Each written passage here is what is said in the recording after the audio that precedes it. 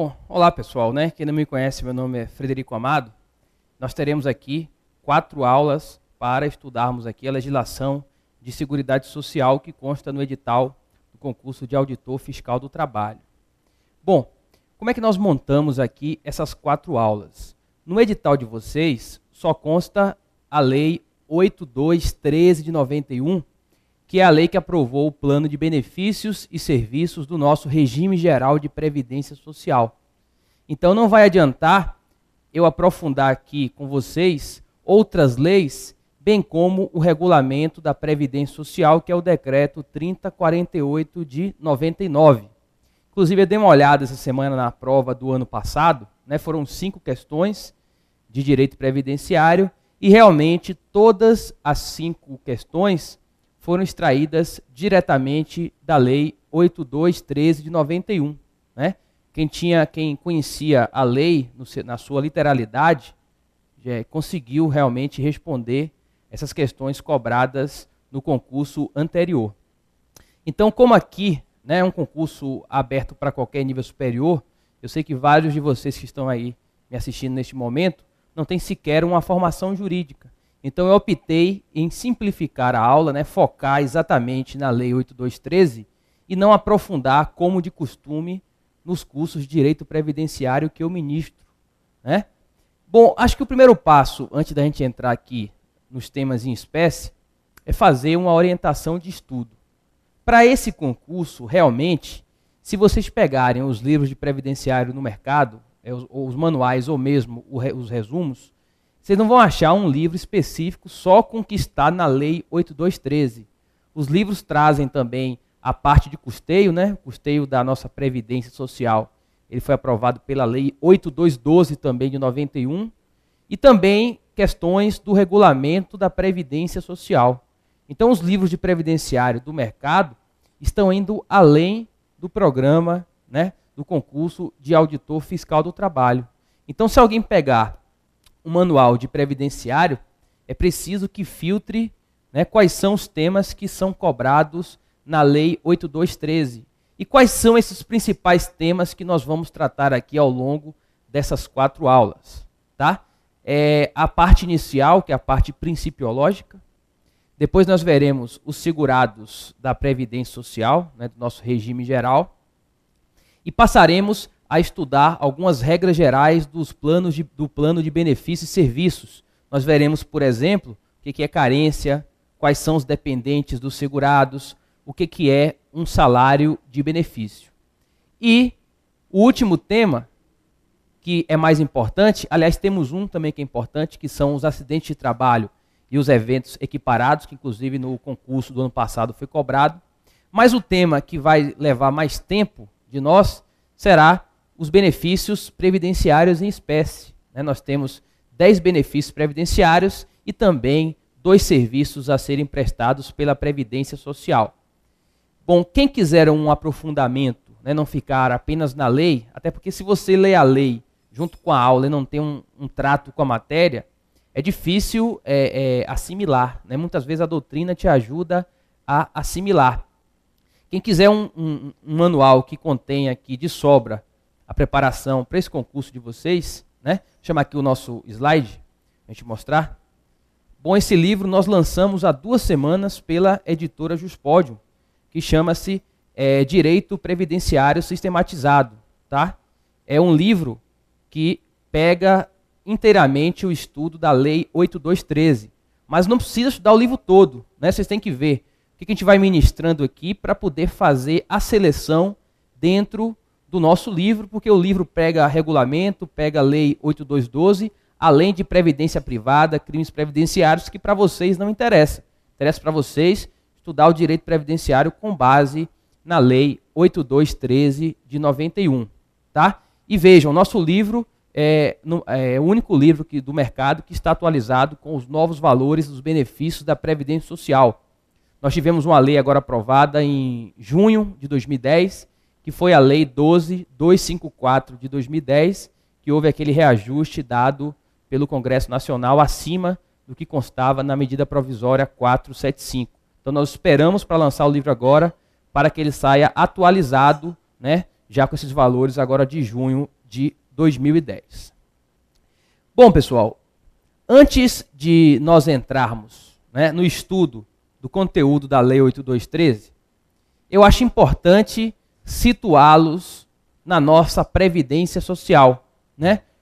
Qual é a formação, qual é a composição da Previdência Social no Brasil? Isso é importante que a gente dê o panorama geral para depois nós entrarmos no estudo do regime geral de Previdência Social, no estudo da Lei 8213 do ano de 91. Bom, primeiro, a nossa Previdência Social ela é formada por planos básicos. E nós temos 2 planos básicos na Previdência Social, conforme aqui o nosso slide, que a gente vai baixar aqui agora, né? Nós temos aqui o primeiro plano básico, que é o regime geral de Previdência Social, tá? O regime geral tem um artigo na Constituição só para ele, é o artigo 201 da Constituição, e ele vem regulamentado pelas leis 8212, que aprovou o custeio, Lei 8213, assim como o decreto 3048 do ano de 99. E é justamente, né, vamos chamar de novo aqui o slide, é justamente esse regime geral, esse item 1.1, que é o nosso principal plano básico, que vai ser o objeto de estudo da aula de vocês, vez que no programa consta a Lei 8213. O segundo plano básico que a nossa Previdência Social oferece são os regimes próprios de Previdência Social, que são reguladas no artigo 40 da Constituição, e 2 leis gerais que vocês estão vendo no slide, a Lei 9717 e a Lei 10887. Né, os regimes próprios aqui não constam do Programa de Seguridade Social de Direito Previdenciário para vocês, então eles não serão vistos. Mas saibam, quando no Brasil nós falamos em planos básicos de Previdência Social, ou nós estamos falando do regime geral de Previdência Social, que a gente vai estudar, vai começar a estudar daqui a pouco, ou então nos regimes próprios de Previdência Social, que é o regime de previdência dos servidores públicos efetivos. Todavia, não apenas de planos básicos vive a nossa Previdência Social, tá? Nós temos também os planos complementares. Vamos ver aqui no nosso slide, né, o regime complementar, ele tem aqui o regime público, que é previsto no artigo 40, parágrafos 14, 15 e 16 da Constituição. Esse regime público ainda não foi implementado por nenhuma entidade política. E temos também o regime privado complementar, regulado genericamente pelo artigo 202 da Constituição e posteriormente pelas leis complementares 108 e 109, dividindo-se em regime privado fechado e regime privado aberto, né? Também a previdência complementar aqui, pública ou privada, não consta do nosso programa. Como eu disse, o objetivo de colocar esse organograma é situá-los, né, o que abarca a nossa previdência social. Em termos de previdência social, nos interessa o principal plano básico, o nosso regime geral de previdência social, né? Quando se fala regime geral, lembrem-se de INSS. O regime geral, ele vem regulado pelo artigo 201 da Constituição Federal. Ele é de competência da União, que o administra por intermédio do Ministério da Previdência Social, né? Então, regime geral de Previdência Social de competência da União, administrado por intermédio do Ministério da Previdência Social. E, né, a gestão do plano de benefícios do regime geral de Previdência Social, nosso RGPS, essa gestão foi atribuída a uma autarquia federal criada no ano de 1990, que é o nosso Instituto Nacional do Seguro Social, né? O INSS é a autarquia federal hoje que tem a competência para gerenciar o plano de benefícios e serviços do regime geral de Previdência Social. E aqui uma observação, né? O INSS ele não mais arrecada as contribuições previdenciárias.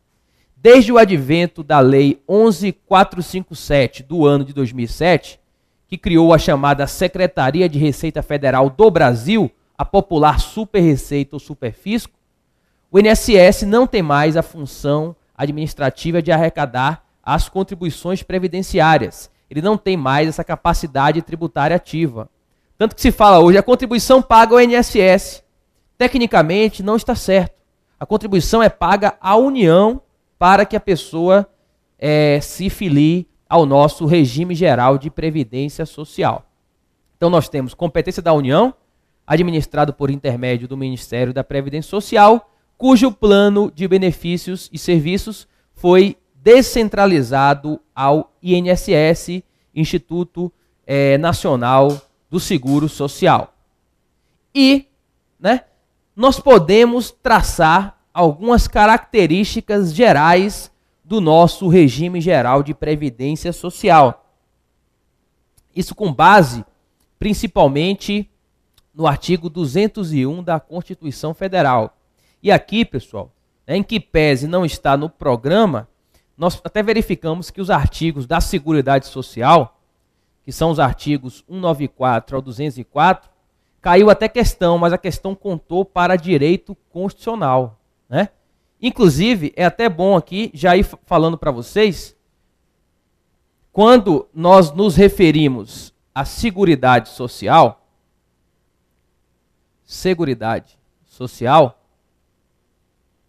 nós podemos estar falando em 3 áreas, tá? A Seguridade Social é um sistema regulado nos artigos 194 até o artigo 204 da Constituição Federal, composto pela Previdência, que é o que nos interessa aqui na nossa disciplina, pela assistência social e pela saúde. Então, quando eu me refiro à Seguridade Social, eu estou falando tanto de previdência quanto de assistência e de saúde. Mas aqui cabe fazer uma diferenciação. E nós temos dentro do sistema de Seguridade Social um subsistema contributivo formado pela Previdência Social e um subsistema não contributivo formado pela assistência social e pela saúde.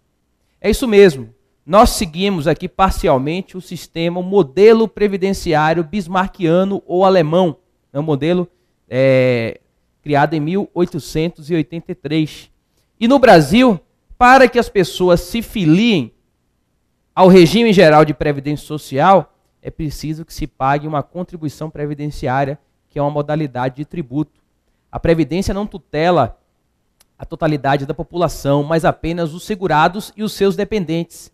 E para ser segurado, pressupõe-se o pagamento de contribuições previdenciárias. Aqui nós temos um importante princípio da nossa previdência social, que é o princípio da contributividade. Esse é o nosso regime, o nosso sistema previdenciário adotado. É por isso que eu digo que a Previdência é o subsistema contributivo da Seguridade Social. O mesmo não ocorre com a assistência social e com a saúde. A assistência social, pessoal, é para prestar às pessoas necessitadas benefícios e serviços mínimos para manter uma dignidade humana. É dar um prato de comida para quem está com fome, dar um medicamento, na parte aqui de saúde especificamente, dar um teto, dar uma roupa, etc. A assistência é não contributiva. Ela é custeada com os tributos em geral da nação ou mesmo com particulares que, por filantropia, resolvem entrar na área assistencialista para colaborar com os necessitados. Não há uma contribuição para receber benefício ou serviço da assistência social. E o mesmo ocorre com a saúde pública. A saúde pública é gratuita para todos. No Brasil, o sistema adotado é esse, e tanto que foi criado o SUS, o Sistema Único de Saúde. No Brasil, eu posso ser podre de rico, mas eu tenho direito ao atendimento da saúde pública, porque é um direito fundamental de todos os brasileiros, inclusive dos estrangeiros residentes. Então fica, Seguridade Social Gênero, formado pela Previdência, pela assistência e pela saúde. Enquanto a Previdência é contributiva, a assistência e a saúde são não contributivas. Esse é o nosso sistema de Seguridade Social, regulado pela Constituição, pelos artigos 194 até o artigo 204. E dentro da nossa Previdência Social, mais especificamente o nosso regime geral de Previdência Social, nós temos algumas características gerais, pessoal, né? O nosso regime geral, ele conta hoje mais ou menos com 55 milhões de segurados. No Brasil, quem exerce atividade laborativa remunerada, não sendo servidor público efetivo, que o servidor tem o seu regime de previdência específica, aquele trabalhador será obrigatoriamente, né, vinculado ao regime geral, porque ele tem a obrigação. Os trabalhadores, eles são obrigados a se vincular ao regime geral, não há uma discricionariedade, tá? É de caráter compulsório, conforme previsto no artigo 201 da Constituição. E aqui eu já vou chamar aqui nosso slide para a gente começar, vocês copiarem aqui as características. A primeira característica do regime geral de Previdência Social, do RGPS, é a sua natureza pública. Acabei de falar, ele é de competência da União através do Ministério da Previdência Social e plano de benefícios geridos pelo INSS. Segunda característica, ele é contributivo. Como eu disse a vocês, Previdência no Brasil necessariamente pressupõe contribuição dos segurados para a sua filiação. A terceira característica, e ela é extraída do artigo 201 da Constituição Federal, é que o nosso regime geral de Previdência Social, ele prima pelo equilíbrio financeiro e atuarial. Bom, pessoal, o que é um regime previdenciário que deverá observar o equilíbrio financeiro e atuarial? Uma previdência é equilibrada financeiramente quando há, desculpe a redundância, um equilíbrio entre receitas e despesas no pagamento dos benefícios previdenciários. Previdência equilibrada é aquela em que as receitas fazem frente às despesas no pagamento dos benefícios e serviços previdenciários. Digamos que o equilíbrio financeiro ele se preocupa com o presente. Equilíbrio atuarial, por sua vez, ele se preocupa com o futuro. Quando a gente fala de atuária é uma ciência que se vale muito da matemática financeira. A atuária se preocupa com o equilíbrio financeiro no futuro. Nós podemos ter uma previdência equilibrada no presente, mas que ela está indo para o precipício. Por exemplo, baixa natalidade e grande expectativa de vida. Cada vez vai ter pessoas mais... as pessoas vão ficando mais idosas e vão ficar por mais tempo recebendo o benefício previdenciário. Então, equilíbrio atuarial é aquela previdência que tem um futuro próspero. Por quê? Porque estão sendo reformas para adaptar a legislação à mutação dos fatos sociais. Então, o equilíbrio financeiro no presente e o equilíbrio atuarial se preocupa com o futuro. Voltando aqui ao nosso slide, a quarta característica do regime geral é a sua filiação obrigatória para os trabalhadores em geral. Tá? O artigo 201 da Constituição diz que o regime geral é de filiação obrigatória. Desenvolveu atividade laborativa remunerada, salvo os servidores públicos efetivos e também os militares, que terão um regime próprio de previdência social, né? A União tem, os estados têm, o DF tem, e muitos municípios têm. Esses trabalhadores deverão se filiar obrigatoriamente ao regime geral, sob pena de uma clandestinidade previdenciária, que infelizmente é muito comum. A gente vê muito aqui nas ruas, as pessoas que trabalham por conta própria, né, que não tem uma empresa para recolher por elas as contribuições previdenciárias, normalmente não são segurados porque não estão contribuindo, tá? Estão à margem do sistema previdenciário, numa situação inclusive de clandestinidade. A nossa quinta característica é que o regime geral é de repartição ou fundo único. O que quer dizer, pessoal, regime de repartição ou fundo único? Eu estou querendo dizer que as contribuições previdenciárias que são pagas ao regime geral, né, elas não são vinculadas a cada pessoa física que se filia na condição de segurado. Todos os recursos arrecadados com as contribuições previdenciárias vão para um fundo que inclusive é administrado pelo INSS e se destinarão ao pagamento dos benefícios previdenciários. Esse fundo, inclusive, ele é previsto pelo artigo 250 da Constituição Federal e foi criado pela Lei Complementar 101, a nossa Lei de Responsabilidade Fiscal. Então aqui nós temos um sistema de repartição ao fundo único e não um sistema de contas individualizadas com pagamento de cada contribuição previdenciária dos respectivos segurados, né? Convém afirmar também que a gente não vai aqui aprofundar na parte de custeio, porque não está no programa de vocês. Mas, né, nós temos o custeio do regime geral de previdência social, nós temos as contribuições das empresas, dos empregadores e entidades equiparados, temos também contribuições dos trabalhadores e demais segurados e a contribuição previdenciária dos apostadores de concursos de prognósticos e do importador de bens ou serviços do exterior. Essas, inclusive, são as fontes de custeio da Seguridade Social listadas no artigo 195 da Constituição Federal de 88. Não vamos aprofundar porque não é tema deste concurso. Gostaria muito de entrar nesse tema, mas não vai ser necessário estudarmos. A próxima característica é que o regime geral ele é solidário. Aliás, toda a previdência social é solidária. É um princípio da previdência de toda a Seguridade Social, né? É difícil você conceituar solidariedade. Eu digo que é você querer o bem que você quer para você e para os seus familiares, para os outros, né? Talvez seja um conceito bem razoável de solidariedade.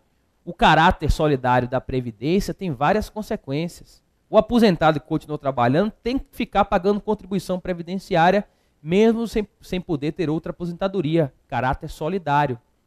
Aquela pessoa que começou a trabalhar hoje, se filiou e sofre um acidente, né, não vai chegar nem a pagar uma contribuição previdenciária e vai ter direito à percepção de uma aposentadoria por invalidez, caráter solidário do sistema.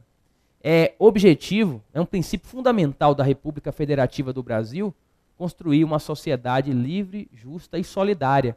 E esse princípio da solidariedade é importantíssimo aqui no âmbito da Previdência Social e marca o nosso regime geral, porque a partir do momento em que nós temos um sistema de repartição ou fundo único, onde todas as contribuições vão para uma conta individualizada administrada pelo INSS e que vai se destinar apenas para o pagamento de benefícios, nós temos uma socialização de riscos entre segurados e temos realmente um caráter solidário. Bom, a próxima característica do nosso regime geral é que ele é de gestão quadripartite. A gente vai ver daqui a pouco, pessoal, né? Inclusive toda a Seguridade Social, conforme previsto no artigo 194, parágrafo único, inciso 7 da Constituição, é de gestão quadripartite. Nos órgãos de cúpula da nossa Previdência e também da Seguridade como um todo, nós teremos 4 segmentos na sua gestão. Representantes do governo, representantes das empresas, representantes dos trabalhadores e representantes dos aposentados. Poder público, empresas, trabalhadores e aposentados. Por isso que a gente chama de gestão quadripartite da nossa Previdência Social, que inclusive vai ser um dos princípios elencados na Lei 8213, que daqui a pouco nós trataremos, tá? E aqui a última característica é a questão do custeio tripartite, né?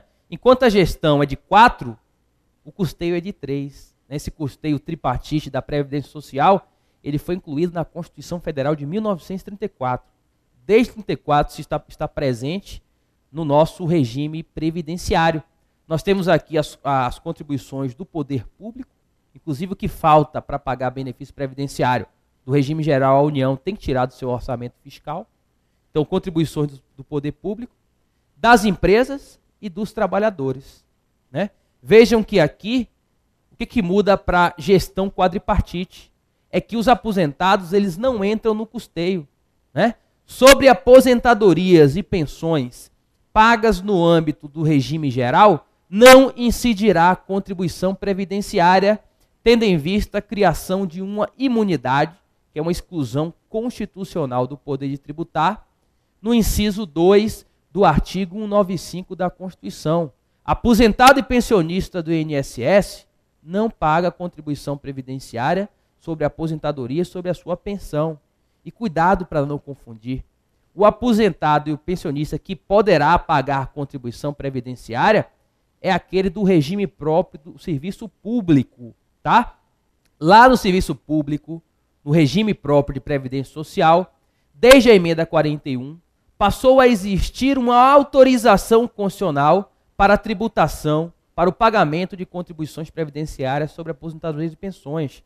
É lá, aqui, no regime geral, regime do INSS, para ser mais grosseiro, mais fácil de entender, aposentado e pensionista tem imunidade, não paga contribuição previdenciária sobre as suas aposentadorias e pensões, na forma do inciso 2 do artigo 195 da Constituição.